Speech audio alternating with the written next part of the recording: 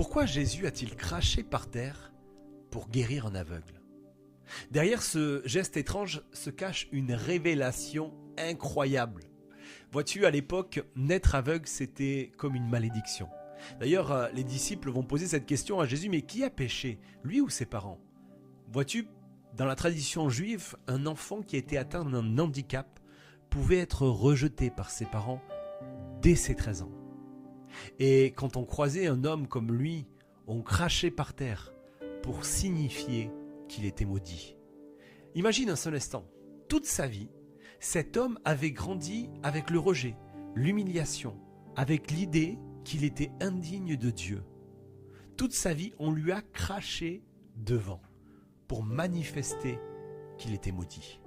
Mais Jésus, lui, va faire un geste qui va changer tout. Il crache par terre lui aussi, mais pas pour le maudire, mais pour transformer le symbole de la malédiction en instrument de guérison. Il prend le crachat, mélange avec la poussière et recrée de nouveaux yeux.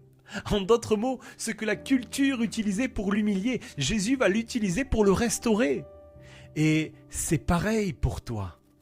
Peut-être qu'on t'a rejeté, peut-être qu'on t'a humilié, peut-être qu'on t'a fait sentir que tu étais une erreur, une malédiction, que ta vie ne comptait pas.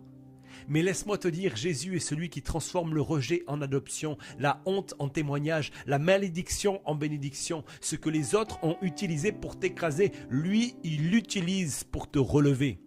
La Bible déclare ceci dans Ésaïe 61, verset 7. « Là où tu as connu la honte, Dieu te donnera une double bénédiction.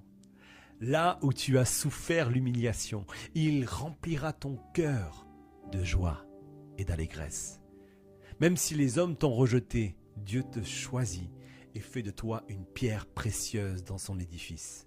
Ce que le monde appelle malédiction, Jésus l'appelle guérison. Ce que les autres utilisent pour te rabaisser, Jésus l'utilise pour te relever.